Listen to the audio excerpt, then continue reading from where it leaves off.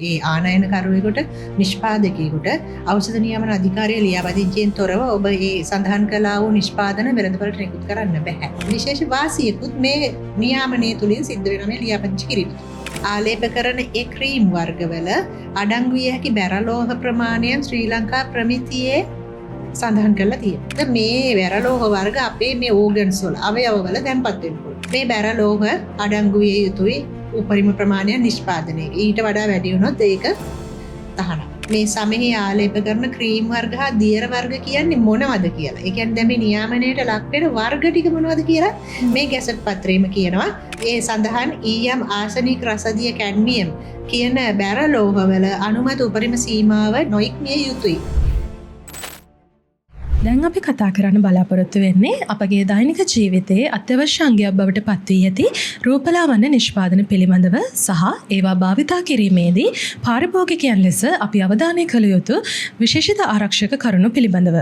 සමට යොදන ක්‍රීම් වර්ග, ලෝෂන්, පවුඩර්, ෂැම්පූ සහ වෙනත් රූපලාවන්‍ය නිෂ්පාදන අපි දිනපතා භාවිතා කළත් ඒවායේ ගුණාත්මකභාවය, ආරක්ෂාව සහ නිසි ප්‍රමිතීන් පිළිබඳව අවබෝධයක් තිබීම ඉතාම වැදගත් වෙනවා. එම නිසා මම ඔබතුමියගෙන් දැන ගැනීමට කැමතියි ඖෂධ නියාමන අධිකාරියේ එහෙම නැත්නම් NMRෙහි ලියාපදිංචි වීමේ වැදගත්කම කුමක්ද සහ එය නොමැතිව නිෂ්පාදන භාවිතා කිරීමේ තිබෙනා වූ අවදානම් මොනවාද කියා. ඇත්තටම ඖෂධ නියාමන අධිකාරිය යටතේ ලියාපදිංචි වීම තුලින් හර්ෂි ඒ නිෂ්පාදනය වෙළඳපොළට නිකුත් කරන්නට අවසරය ලැබෙනවා. ඒ ආනයනකරුවෙකුට නිෂ්පාදකයෙකුට ඖෂධ නියාමන අධිකාරිය ලියාපදිංචියෙන් තොරව ඔබ ඒ සඳහන් කළා වූ නිෂ්පාදන වෙළඳපොළට නිකුත් කරන්න බෑ. ඒතකොට ඒකෙන් එක පැත්තකින් ඒවා රසායනාගාරව රසායනාගාර පරීක්ෂාවන් මගින් තහවුරු කරලා තියෙනවා මේක පරිභෝජනයට සුදුසුයි කියන එක. අනිත් එක තමයි ඒ ලියාපදිංචිය තුලින් ඒ නිෂ්පාදකයාට ව්‍යාපාරිකයාට යම් ආකාරයක වෙළඳපළේ මේ භාණ්ඩ විකිණීම සඳහා ලැබෙන අවසරය ඒ වගේම එයාට ඒක භාවිතා කරන්න පුළුවන් ඒ ගුණාත්මක භාවය එයාගේ භාණ්ඩ විකිණීම ප්‍රවර්ධනය කිරීමේදී. ඒක තමයි විශේෂ වාසිය පාරිභෝගිකයට විශ්වාසයක් වෙළඳ මහතාට එයාගේ නිෂ්පාදනයේ වෙළඳපොළ තුල විකිණීම සඳහා විශේෂ වාසියකුත් මේ නියාමනය තුලින් සිද්ධ වෙනවා මේ ලියාපදිංචි කිරීම තුළ. ඒ වගේම තමයි මේ දිනවල වැඩි වශයෙන් කතා බහට ලක්වන දෙයක් තමයි මෙම රූපලාවන්‍ය නිෂ්පාදනවල තිබෙන රසදිය සහ අනිකුත් විරංජනකාරක භාවිතය සම්බන්ධයෙන්. ඔබතුමියගෙන් මම දැනගැනීමට කැමතියි මෙම නිෂ්පාදනවල විශේෂයෙන්ම රූපලාවන්‍ය නිෂ්පාදනවල තිබෙනා වූ රසදිය එහෙම නැත්නම් විරංජනකාරක භාවිතය සම්බන්ධයෙන් දැනට ඇති නීතිමය තත්ත්වය මොන වගේද කියා.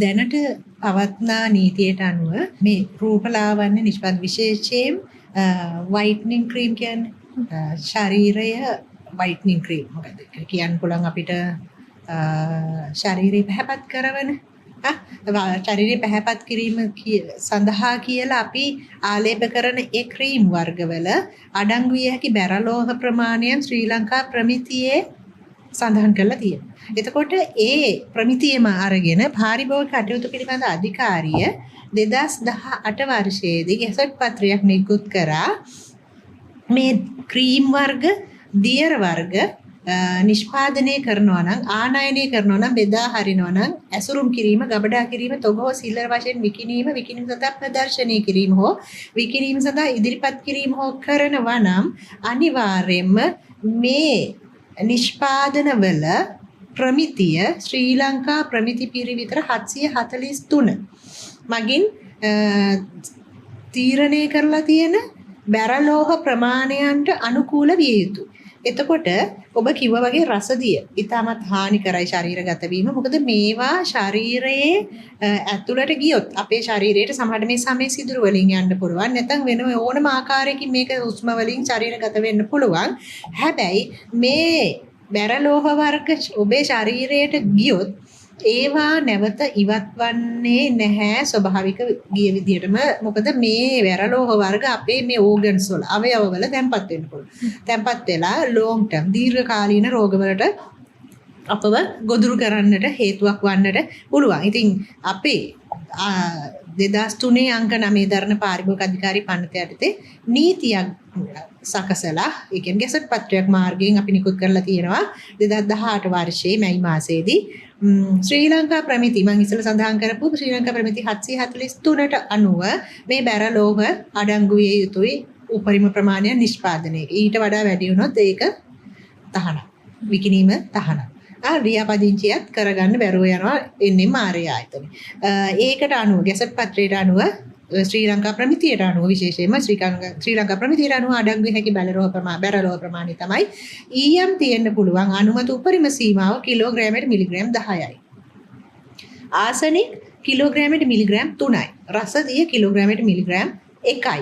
කැඩ්මියම් කිලෝග්‍රෑමයට මිලිග්‍රෑම් 3යි. ඒ වගේමයි මේ ගැසට් පත්‍රයේ තව දුරටත් විස්තර කරලා තියෙනවා මේ සමෙහි ආලේප කරන ක්‍රීම් වර්ග හා දියර වර්ග කියන්නේ මොනවද කියලා. ඒ කියන්නේ දැන් මේ නියාමනයට ලක් වෙන වර්ග ටික මොනවද කියලා මේ ගැසට් පත්‍රයේම කියනවා. මේකප් ක්‍රීම් සහ දියර වර්ග. ක්ලෙන්සින් ක්‍රීම් සහ දියර වර්ග. මොයිස්චරයිසින් ක්‍රීම් සහ දියර වර්ග. කෙස් ඉවත් කිරීමේ ක්‍රීම් සහ දියර වර්ග. ඒ කියන්නේ hair removal. හිරු රශ්මියෙන් සම පිලිස්සීම වැළැක්වීම සඳහා අපි ආලේප කරන ක්‍රීම් වර්ග සහ දියර වර්ග. සම සුදු වෙන්න කියලා කාන්තාව ගොඩක් කැමති නේද? මේක තමයි දැන් පිස්සුවක් වගේ. කියන්නේ අපිට අත්දකින්න ලැබෙනවා මේ කිසිම නියාමනයකට ලක් නොවු. ඒ කියන්නේ ඖෂධ නියාමන අධිකාරිය ලියාපදිංචි වෙන්න ඕන කිව්වට ලියාපදිංචි වෙලා නැහැ. හැබැයි ෆ්ලඩ් ඒ කියන්නේ වෙළඳපොළට පුදුමාකාර ප්‍රමාණයක් නිෂ්පාදන එනවා මේ සුදු වෙන්න. සම පැහැ ගන්වන ක්‍රීම් වර්ග කියලා ඒවත් ශ්‍රී ලංකා ප්‍රමිතියට අනුකූල වේවායේ රසදිය ප්‍රමාණයනොත් ශ්‍රී ලංකා ප්‍රමිතියට අනුකූල විය යුතුයි සුදු වීම සඳහා භාවිතා කරන ක්‍රීම් වර්ග සහ දියර වර්ග. සමෙහි අඳුරු පැහැය නොපෙන්වීම සඳහා භාවිතා කරන ක්‍රීම් වර්ග සහ දියර වර්ග. චීතට අපි ගන්නවනේ සීතල රස්නෙටත් ගන්නවා සීතලටත් ගන්නවා. ඒ ක්‍රීම් වර්ග සහ දියර වර්ග. ඒ වගේම අදාළ නියාමන ආයතනය විසින් සමෙහි ආලේප කරන ක්‍රීම් වර්ග හෝ දියර වර්ග ලෙස හඳුනා ගන්න ලැබූ වෙනත් ක්‍රීම් වර්ග සහ ඒ කියන්නේ NMR මගින් හඳුනාගත්ත තවත් ක්‍රීම් වර්ග දියර වර්ග තියෙනවද? ඒ සියල්ලම මෙන්න මේ ශ්‍රී ලංකා ප්‍රමිතියේ සඳහන් ශ්‍රී ලංකා ප්‍රමිතිය 743 ඒ සඳහන් ඊයම් ආසනික රසදිය කැඩ්මියම් කියන බැරලෝහවල අනුමත උපරිම සීමාව නොඉක්මිය යුතුයි. ඒ වගේම මේ නීතිය තවත් දුරටත් අපි ඒ කියන්නේ පාරිභෝගික අධිකාරියේ විශේෂ වැඩපිළිවෙලක් යොදලා තියෙනවා මේ වයින් පාරිභෝගිකව ආරක්ෂා කරගන්නට. තව දුරටත් අපි මේ ගැසට් පත්‍රයේ කියනවා මෙන්න මේ තොරතුරු වර්ග ටික. ඒ ක්‍රීම් වර්ග, දියර වර්ග, මේ ලෝෂන් වර්ගවල ලේබලයේ මෙන්න මේ තොරතුරු ටික තියෙන්නත් ඕන. නිෂ්පාදනයේ නම, නිෂ්පාදකයාගේ නම සහ ලිපිනය, ආනයන කරුගේ හෝ ශ්‍රී ලංකාව තුළ බෙදා හරින්නාගේ නම සහ ලිපිනය, නිෂ්පාදිත රට, සන්නම් නාමය, බර හෝ පරිමාව, ඒ කියන්නේ ඒකේ ප්‍රමාණය. මේ මොන හරි අපි දුම් කෑන් එකේ තියෙන ප්‍රමාණය, කාණ්ඩ හෝ කේත හෝ තොග හඳුනා ගැනීමේ අංකය, ලොට් නම්බර් කියන එක, නිෂ්පාදිත දිනය, කල්ලිකුත් වීමේ දිනය හෝ පාවිච්චි කිරීමට සුදුසු අවසාන දිනය, උපරිම සිල්ලර මිල, අමුද්‍රව්‍ය ලයිස්තුව භාවිතා කිරීම සඳහා උපදෙස් සහ අවශ්‍ය වෙන අවවාද. ඒ කියන්නේ මේක නයිට් ක්‍රීම් එකක්, මේක ඩේ ක්‍රීම් එකක්, මෙච්චර ප්‍රමාණය ඉක්මවා සහ මික්සර් කරන්න බෑ. ඒ වගේ මොනවා හරි අවවාද වැඩිහිටියන්ට, දරුවන්ට ඔහොමත් තියෙනවානේ. කාන්තාවන් සමහරට ඒනද ජෙන්ඩර් එක අනුව වෙනස් වෙන්න පුළුවන්. ඉතින් ඒ වගේ අවවාද ඔක්කොම මේ ලේබලේ මත තියෙනවා. ඉතින් මේ නීතිය ගොඩාක් බොහොම විස්තරාත්මකව තියෙනවා. මොකද මේකෙන් වෙන හානිය අපි අද බොහෝ වෙලාවට දකිනවා.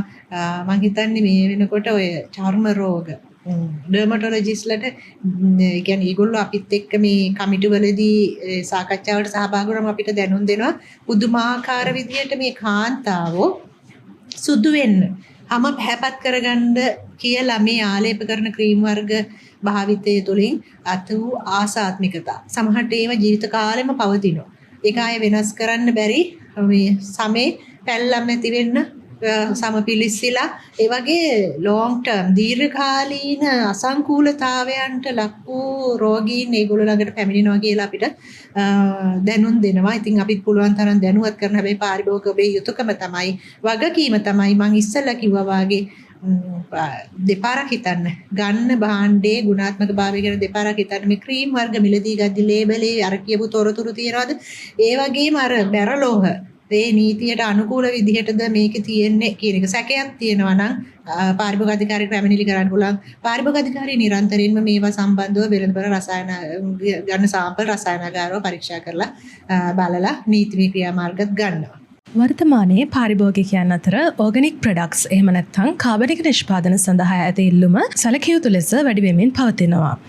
සෞඛ්‍යයට හිතකර සහ රසායනික ද්‍රව්‍ය අවම වශයෙන් භාවිතා කරන නිෂ්පාදන ලෙස ප්‍රචාරණය කරන මෙම කාබනික නිෂ්පාදන වෙළඳපොළ තුළ වේගයෙන් ප්‍රචලිත වෙමින් පවතිනවා. එම නිසා කාබනික ලෙස ලේබල් කර ඇති නිෂ්පාදන සැබවින්ම එම ප්‍රමිතීන්ට අනුකූලද යන්න පාරිභෝගික ආරක්ෂාව සඳහා ඉතාම වැදගත් වෙනවා. ඔබතුමියගෙන් මම දැන ගැනීමට කැමැති පාරිභෝගික කටයුතු පිළිබඳ අධිකාරිය විසින් කාබනික ලෙස වෙළඳපොළට ඉදිරිපත් කරන නිෂ්පාදන නියාමනය කරන්නේ කෙසේද සහ එම නිෂ්පාදන සම්බන්ධයෙන් පාරිභෝගිකයන් අවධානය යොමු කර යුතු ප්‍රධාන කරුණු මොනවාද කියා. අපි දකින ප්‍රධානම දෙයක් තමයි කාබනික කියලා නිෂ්පාදන ඉදිරිපත් කරනවා. ඇත්තටම ඒ කාබනික නිෂ්පාදනයක තිබිය යුතු ගුණාත්මක භාවයන් නැති ඒවා. ඒ කියන්නේ කාබනික විශේෂයෙන්ම පාරිභෝගික අධිකාරිය බලාපොරොත්තු වෙන්නේ කාබනික නිෂ්පාදන කියලා වෙළඳපොළට ඉදිරිපත් කරනවා නම් ඒකට සහතිකයක් තියෙන්න ඕනේ.